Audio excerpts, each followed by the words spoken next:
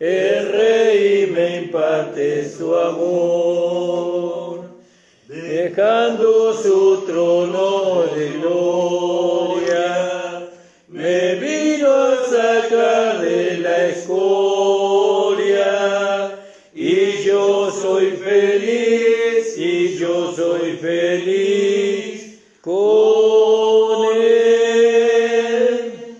Jesús es mi amigo anhelado, en sombras o en luz siempre va, paciente y humilde a mi lado, su ayuda y consuelo me da. Por eso constante lo sigo, porque Él es mi Rey y mi amigo, y yo soy feliz, y yo soy feliz con Él. Señor, que pudiera ayudarte por tanta bondad para mí, me basta servirte y amarte, es todo entregarme yo a ti. Entonces acepta mi vida, que a ti solo queda rendida, y yo soy feliz, pues yo soy feliz por ti. Amén, aleluya, gloria a Dios. Gracias le damos al Señor. Mi esposa tiene una palabra, después hermano Gustavo. Gloria al nombre del Señor. Amén, hermano.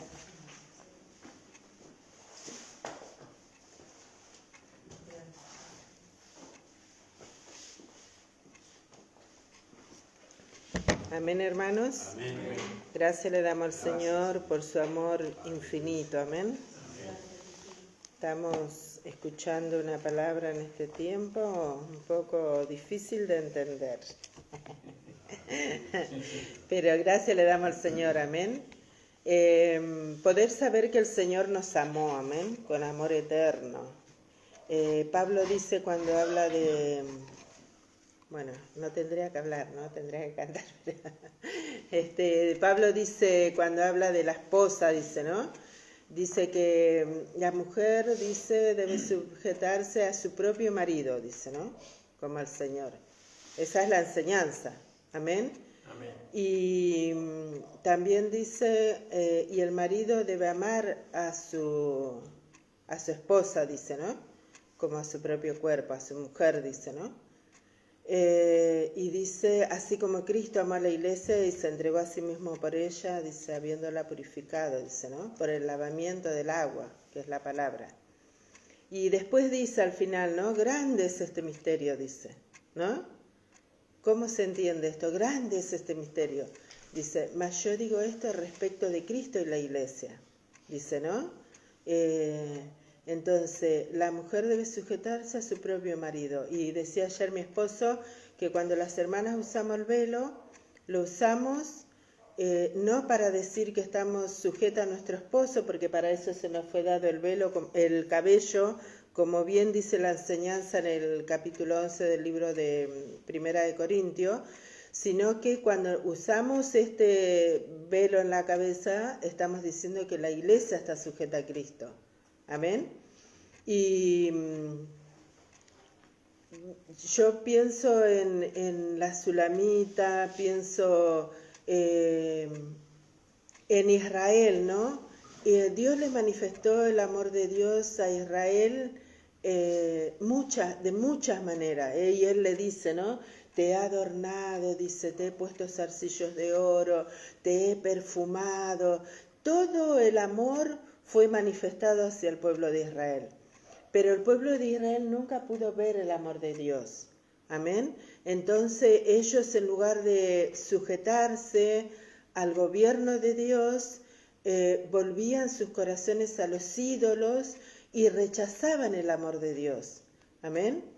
Pero hoy nosotros que somos una nueva criatura, una nueva creación, creados en Cristo Jesús, dice la palabra. Y hemos, como decía la hermana anoche también, que los ojos de nuestro entendimiento fueron abiertos, ¿no? Cuando los ojos de nuestro entendimiento fueron abiertos, en nuestro caso personal, hablo de mi esposo y mío, ¿no? Cuando fueron abiertos para conocer el amor de Dios, ¿no? Cuando entendimos lo que el Señor había hecho, que Pablo pide ahí a los esposos en Efesios capítulo 5, que los esposos deben amar a sus esposas, así como Cristo amó a la iglesia. Cuando nosotros entendimos cómo el Señor nos había amado, eso conquistó nuestro corazón. Conquistó nuestro corazón y todo lo otro que tenía atracción para nosotros en nuestra vida, perdió el peso. Y nosotros, como dice la enseñanza del esclavo que era liberado cuando se cumplía el tiempo del jubileo, el esclavo tenía que ser liberado, pero si él era feliz y había tenido herencia, por decirlo de alguna manera, en la casa del amo, él voluntariamente renunciaba a su libertad. ¿Amén? ¿Por qué? Porque él había sido tratado bien en la casa de su amo, ¿no? Y entonces él voluntariamente iba y le pedía a su amo que él no quería ser libre y se le agujereaba la oreja como señal de que él había renunciado a su libertad, ¿no? Y bueno, y yo digo que cuando el Señor conquistó nuestro corazón, mi corazón, a través de la redención, ¿no? Porque nosotros lo primero que vimos fue la redención, cómo Él nos había salvado con salvación eterna, que estando nosotros muertos en delitos y en pecado, Él nos dio vida. Eso conquistó nuestro corazón. Amén. Nos sentimos tan amados por el Señor. No me lo merecía, sin embargo, Él lo hizo por mí. Amén, entregó su vida, ocupó mi lugar. El lugar que yo tenía que haber ocupado, Él ocupó mi lugar. Y eso conquistó mi corazón. Y de eso hará más o menos 32 años más o menos. Y Él conquistó mi corazón. Y he pasado, hermanos, miles de situaciones en mi vida personal, en mi matrimonio, con mis hijos, con la vida de la iglesia, sin número las situaciones que hemos pasado en estos 30 y pico de años. Pero nada de eso, hermanos, alejó mi corazón del amor que el Señor me manifestó. Y se cumple la palabra donde dice, ¿quién nos podrá separar del amor de Dios? Si nosotros humanamente tratamos de sujetarnos, y lo vemos en las congregaciones, vemos en las congregaciones de gracia, vemos en las congregaciones de la ley, cómo los hermanos parece tan sujetos a un régimen, como dice Pablo, ¿no? Pero con el tiempo se terminan apartando y muchos hasta no se congregan. Pero cuando el Señor conquista tu corazón, hermano, no hay nada que te pueda separar del amor de Dios. Y el gobierno de Dios para nosotros llega a ser un privilegio. Es un yugo fácil de llevar. ¿Por qué? Porque Él conquistó nuestro corazón. Y nosotros, hermanos amados, lo que tenemos que buscar, si es que lo podemos buscar, es que el Señor conquiste nuestro corazón. Y como decía el hermano Gustavo, cuando eso pasa en nuestro interior es manifiesto hacia afuera. Es imposible que cuando el Señor te manifestó el amor, uno sea indiferente con el sufrimiento del otro. Es imposible, porque uno experimentó en carne propia lo que es el amor manifestado de Dios hacia tu propia vida. Cuando nosotros merecíamos que Él nos deseche, Él nos amó, como Dios amó al pueblo de Israel. El pueblo de Israel no lo pudo ver, pero hoy los ojos de nuestro entendimiento fueron abiertos. Eso es lo importante, que Él abrió los ojos de nuestro entendimiento. Y entonces, ¿por qué es que el gobierno de Dios, como decía mi esposo, no es una realidad en nuestras vidas? Porque también dice la palabra que por la maldad el amor de muchos se enfriará. Y ese nosotros tenemos que velar. Porque ¿quién es el culpable que el amor de Dios se enfríe en mi corazón? Yo. Yo soy el culpable. Si el amor de Dios se enfría en mi corazón, yo soy culpable. Porque el apóstol Pablo le dijo a Timoteo, por lo cual, dice, te aconsejo, dice, que avives. Eso era algo que Timoteo tenía que hacer. Que avives el fuego del don de Dios que fue puesto en ti, dice, por la imposición de mis manos. Ese era un trabajo que Timoteo tenía que hacer. Hay un trabajo que nosotros tenemos que hacer. Dice, sobre toda cosa guardada, guarda tu corazón porque de él emana la vida, dice. Amén. Y eso es algo que nosotros tenemos que hacer. Y dice también el apóstol Pablo, dice, en el libro de Efesios, dice, ¿no? No recuerdo, a ver, lo voy a leer en Efesios capítulo 6, ¿no? Capítulo 6 dice,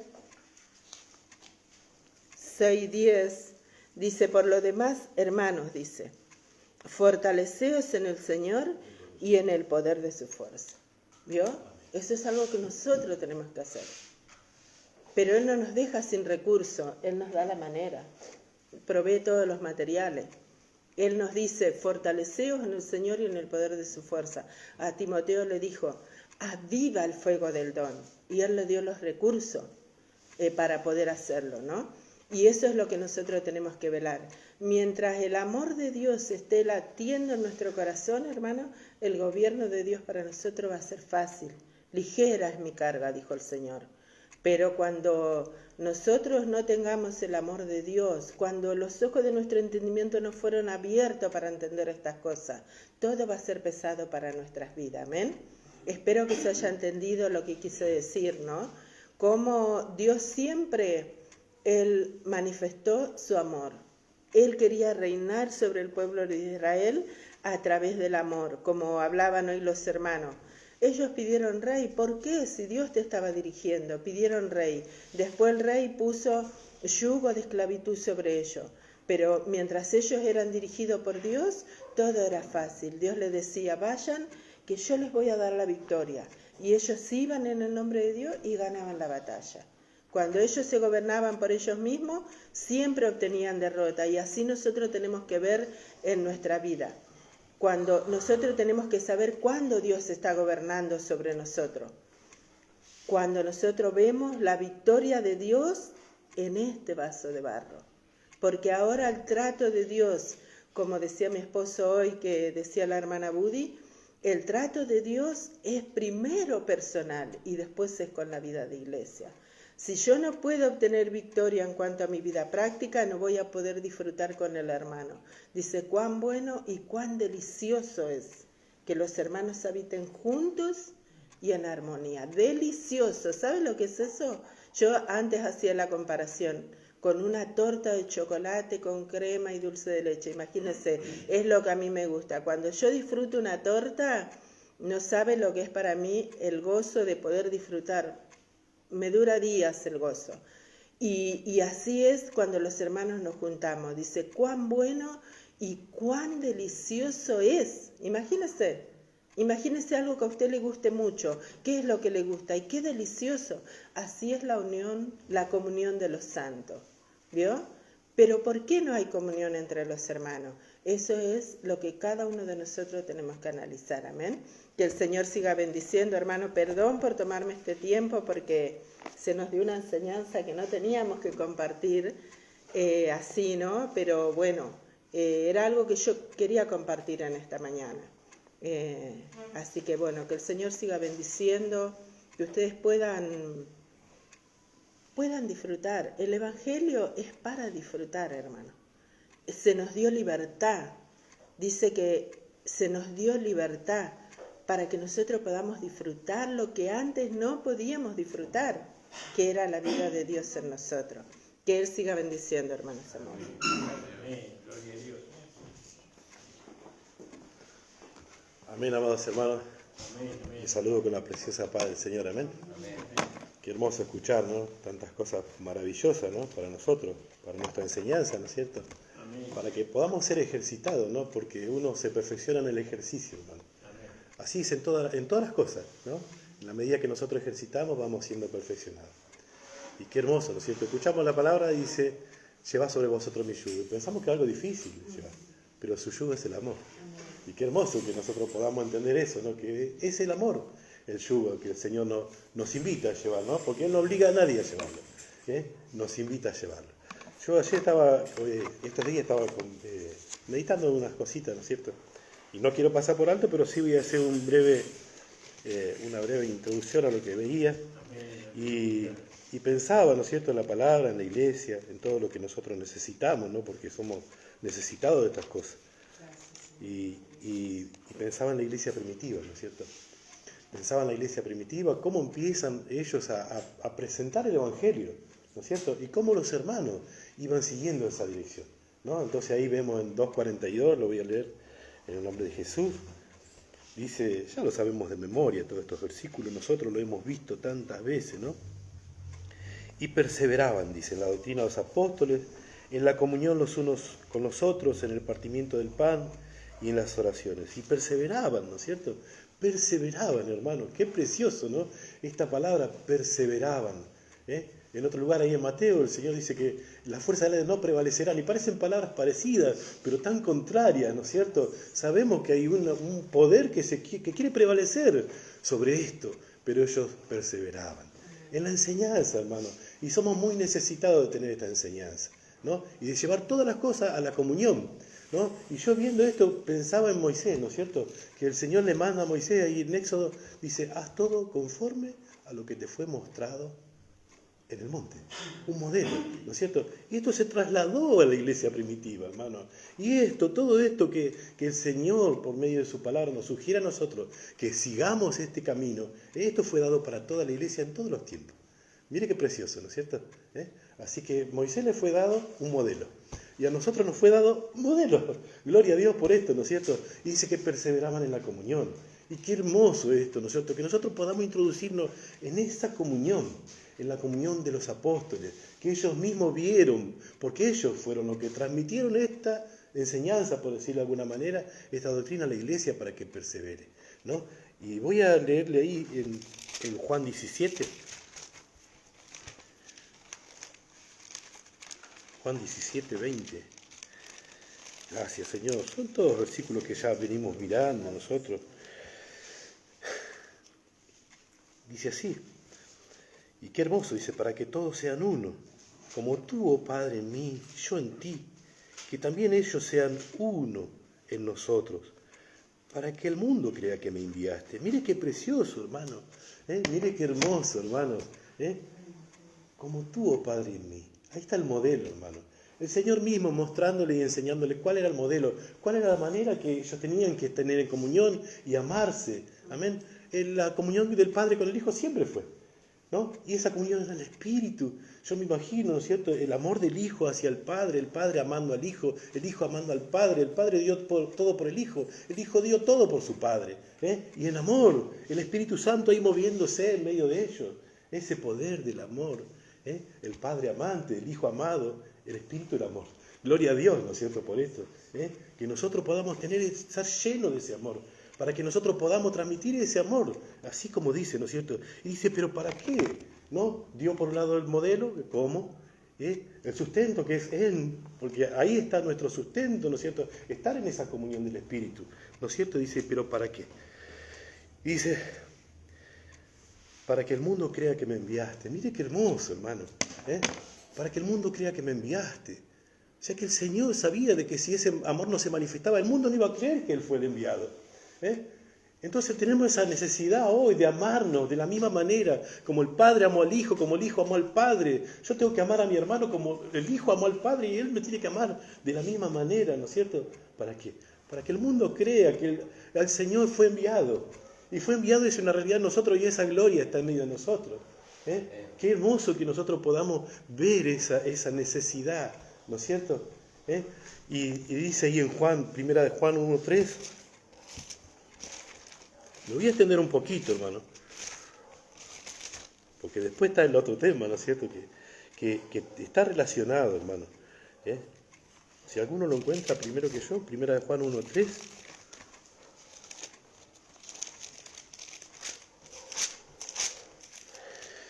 Dice, lo que hemos visto y oído, esto os anunciamos, para que también vosotros tengáis comunión con nosotros, y nuestra comunión verdaderamente es con el Padre y con su Hijo Jesucristo.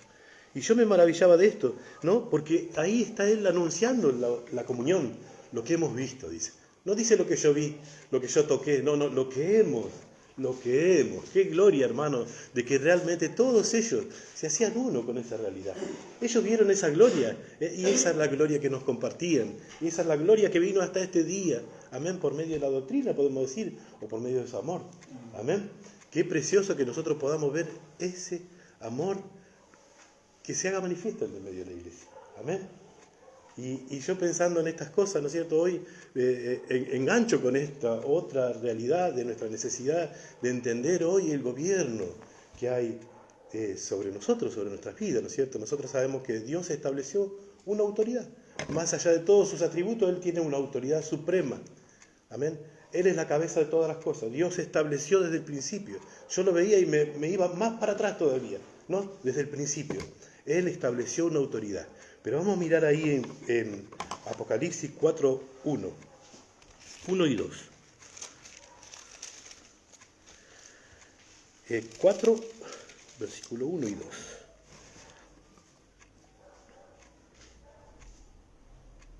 Dice así: después de esto, he aquí una puerta abierta en el cielo, y la primera voz que oí, como de trompeta, hablando conmigo, dijo: sube acá, y yo te mostraré las cosas que sucederán después de estas.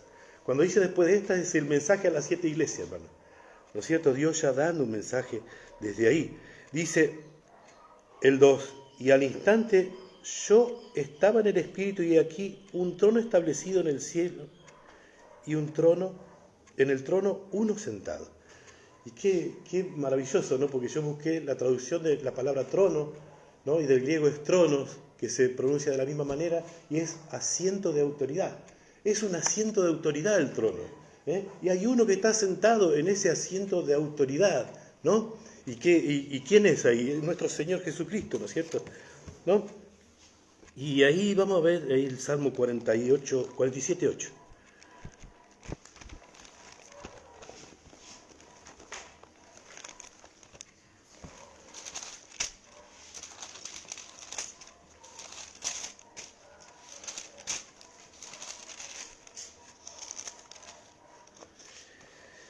Dice así: reinó Dios sobre las naciones, y se sentó Dios sobre su santo trono. Qué hermoso, ¿no es cierto? Vemos ahí que hay uno que está sentado en el trono, dice, ¿no es cierto? Sentado en el trono, hay uno que reina, hay uno que tiene el asiento de la autoridad, ¿no? Pero ese asiento de autoridad, ese trono, quiso ser removido, ¿no? Y nosotros conocemos la palabra ahí en Isaías 14, que no podemos pasarlo por alto, ¿no es cierto? Porque sabemos realmente desde dónde viene, amén, esa rebelión que fue en contra de la autoridad, podemos decir suprema, ¿no es cierto? Que fue el mismo Satanás que se rebeló contra el Señor. Vamos a leerlo ahí, Isaías 14.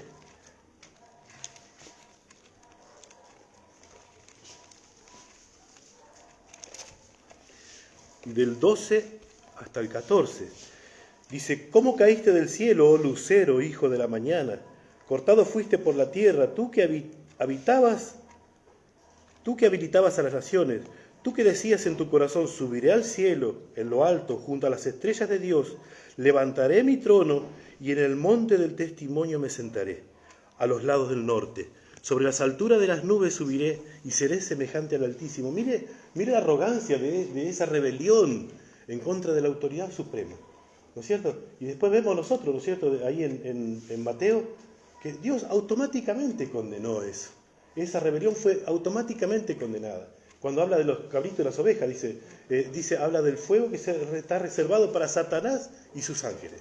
todos los que se rebelaron contra esa autoridad, porque se rebelaron contra la autoridad de Dios, echaron mano de lo que no se podía tocar.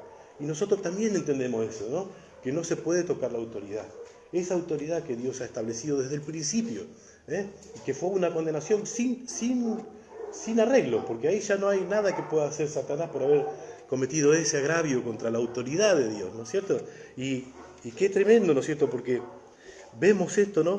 Y cuando estábamos ahí compartiendo, yo veía de que, llevándolo a lo que compartía el hermano ayer, lo que pasó en Génesis.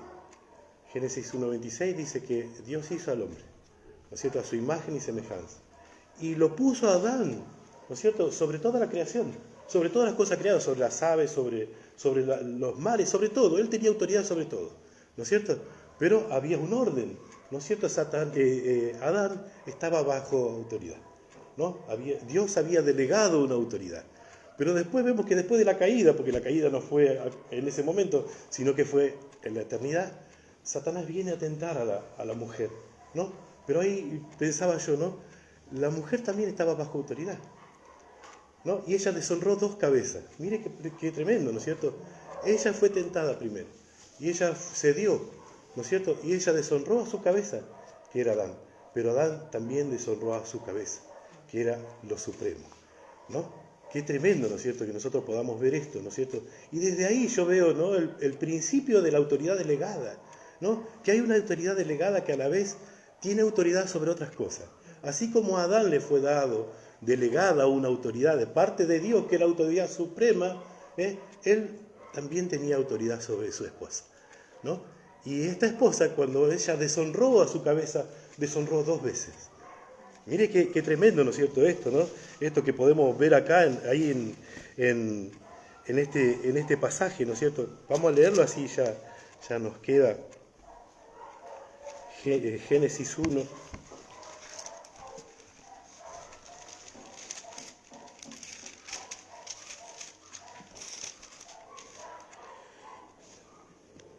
Uno 27.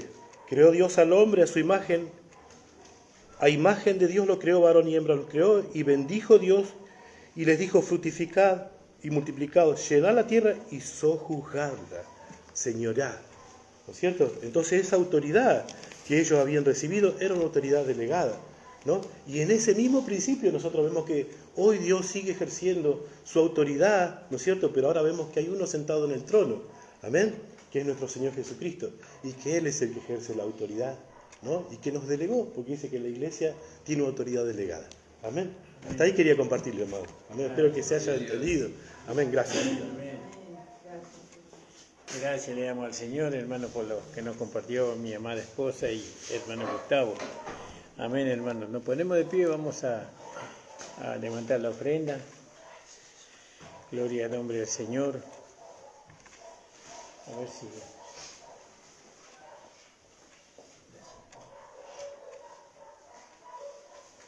Saludamos a los hermanos que están en YouTube, al pastor Juan Tiquipoco. Señor le bendiga grandemente su vida. A la hermana Lili, Señor la bendiga. A la hermana Mari de Mirador, a la hermana Waldina Vargas, a la hermana Rosemary. El Señor bendiga también. Vamos a cantar el coro número, espero que no lo tenía preparado.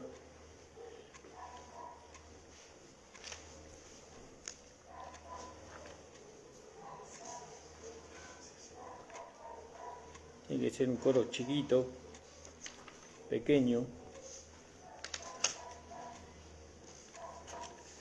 No, tomas tu maleta, Satanás, no vamos a cantar eso.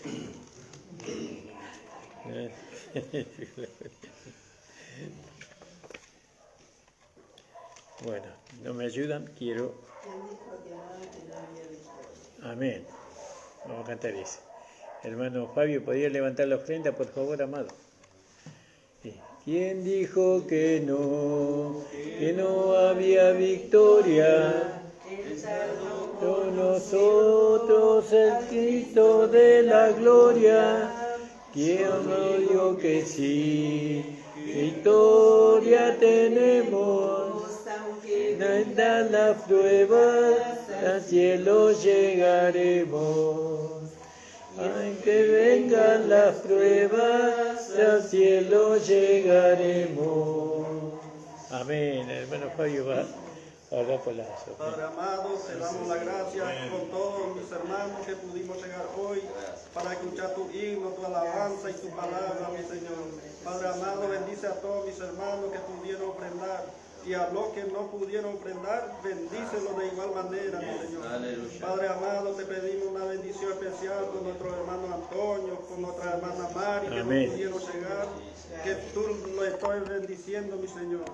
Y si están enfermos algunos de nuestros hermanos, pon tu mano, mi Señor. Tu sangre tiene poder, mi Señor Jesús. En nombre del Padre, del Hijo y del Espíritu Santo. Amén. Amén. Bueno, gloria a Dios. Pueden tomar asiento, hermanos. Gracias le damos al Señor. Vamos a leer nuevamente el pasaje que leímos ayer. No sé si se acuerdan.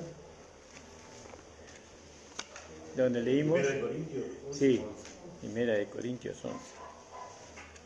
Yo digo, ¿cuánto tiempo nos llevará a nosotros entender sobre el gobierno, ¿no? ¿Cuántos cultos nos llevará a nosotros entender eso, comprenderlo? ¿Cuántas predicaciones tendremos que oír con respecto a eso, ¿no? Y estaba pensando en eso. Y Pablo le decía a los hermanos ahí en 1 Corintios 11, era en el versículo, vamos a tomar el versículo 3. Quiero que sepáis, hermano, que Cristo es la cabeza de todo varón y el varón es la cabeza de la mujer y Dios es cabeza de Cristo. ¿No? Ahí la palabra sepáis está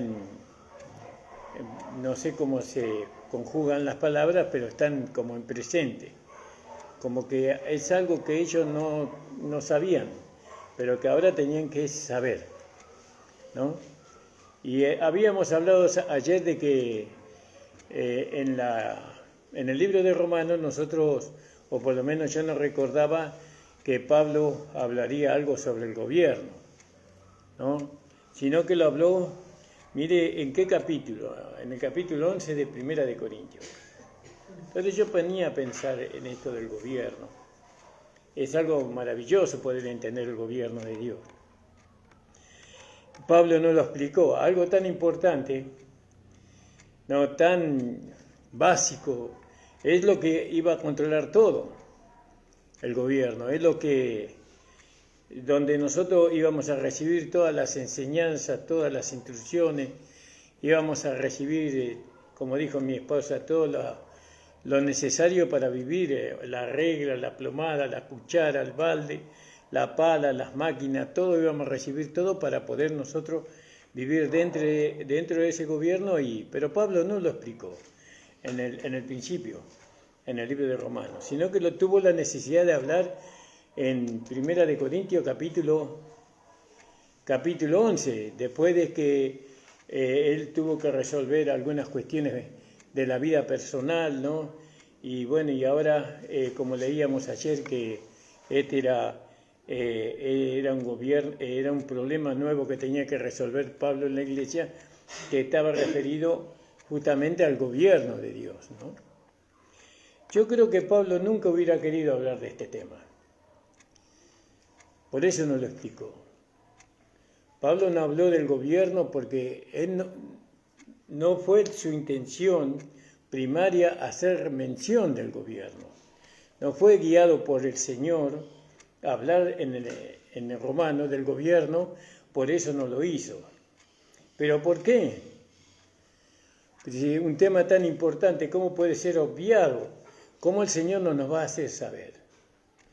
¿No? Y ahí yo ponía a pensar, cuando Israel vivió 30 años después de la salida de Egipto, después de que fueron salvados por medio de Dios a través del Mar Rojo, ellos vivieron 30 años en la gracia, bajo la gracia. Pero a Dios no le quedó otra cosa que llevarlos al monte Sinaí.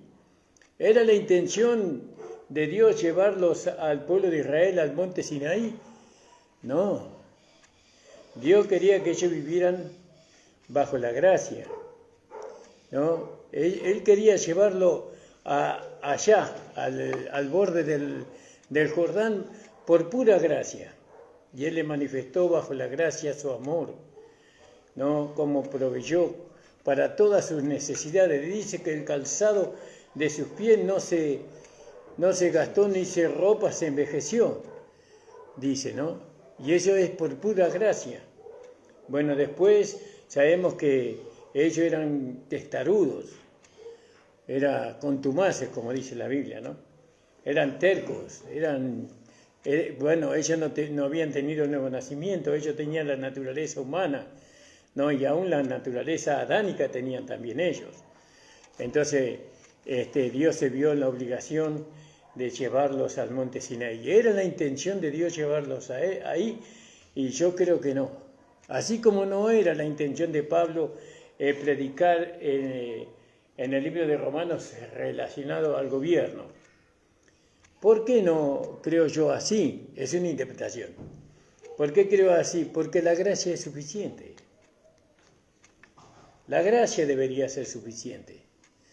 Pero el hecho de que lo haya llevado Dios al pueblo de Israel al monte Sinaí hacía evidencia el fracaso del pueblo, el fracaso de aquellos que habían sido salvados. ¿Cuál fracaso? Que ellos fracasaron en depender de Dios. Ellos no le dieron valor a la gracia con la cual ellos habían sido salvados. No le dieron valor a ese Dios que los libertó de la esclavitud, que 400 años estuvieron esclavizados. No le dieron valor. Y entonces, cuando Dios los lleva al monte Sinaí, lo único que, es decir, entre otras cosas, lo que se puede ver es el fracaso del pueblo en mantenerse bajo la gracia. En el caso de Pablo, yo creo que ocurre lo mismo. Y en el caso de nosotros también ocurre lo mismo. ¿Por qué el Señor nos lleva a nosotros a hablar del gobierno cuando no hay necesidad de hablar del gobierno? No hay necesidad de hablar del gobierno. ¿Por qué? Porque la gracia es suficiente. ¿Por qué? Porque nosotros tendríamos que estar viviendo bajo el gobierno de Dios a través de la gracia. No entender el gobierno de Dios, sino poder entender la gracia que Dios nos ha dado a través de su Hijo Jesucristo por medio de la redención. No sé si ustedes me entienden lo que les quiero decir. Entonces nosotros, fíjense, venimos de una lucha y una prueba que manifestó, que evidenció, ¿no? Nuestra amada Iglesia evidenció que nosotros nos hemos salido de la dependencia de Dios. No le hemos dado valor, porque eso es lo que yo puedo ver, ¿no? No le hemos dado valor a la gracia que Dios nos ha dado por medio del conocimiento, por medio del entendimiento, por medio de que nuestros ojos del entendimiento fueron abiertos. Nosotros no hemos gozado con todo eso, pero no nos hemos rendido a esa gracia, sino que le hemos dado lugar nosotros, en este lugar específicamente, le hemos dado lugar a nuestra naturaleza humana. Entonces, fíjese cómo Dios hace, ¿no? Entonces Dios lleva al pastor a hablar del gobierno. ¿Para qué? ¿Qué necesidad tenemos de hablar del gobierno? ¿Qué necesidad Pablo tenía de hablar sobre que Cristo es la cabeza del hombre, de que el hombre es la cabeza de la mujer, de que Dios es la cabeza de Cristo? ¿Por qué? No, porque todo lo otro falló. No es que lo otro era ineficaz, sino que ellos fallaron en entender, o fallaron en rendirse, o fallaron en comprender el valor que tenía lo que Pablo les había enseñado en Romanos. Porque Pablo les instruyó en todo conocimiento, a nosotros también. Nosotros hemos recibido todo lo que necesitábamos, ¿no? Para poder vivir bajo la gracia en el libro de Romanos, que es nuestro nuestro éxodo. Nosotros salimos del hombre viejo al nuevo hombre, ¿no? Y con todo ese conocimiento hubiera sido suficiente para que nosotros viviéramos bajo el gobierno de Dios, pero no a través de un conocimiento, sino a través de una vida rendida, a través de darle lugar a la gracia de Dios en nosotros. Bueno, mi hijo me dice que le tengo que poner un silencio. Vamos a bajar un poquito. Entonces, fíjese dónde el Señor me llevó a mí a poder entender por qué Pablo tuvo que hablar sobre el tema de la autoridad y de la sujeción. Pero ¿a quién está hablando? A los corintios. A los corintios que después de haber sido enriquecidos, según el capítulo 1, versículo 5, con todo el conocimiento que Pablo tenía relacionado a la cruz de nuestro Señor Jesucristo, relacionado a la provisión que Dios nos había dado en Cristo, él tuvo la necesidad, después de todo eso, tuvo la necesidad de hablar sobre la autoridad, porque vemos en los capítulos anteriores cuántos problemas había en Corintio, porque ellos no se mantuvieron en el conocimiento, no se mantuvieron en la gracia.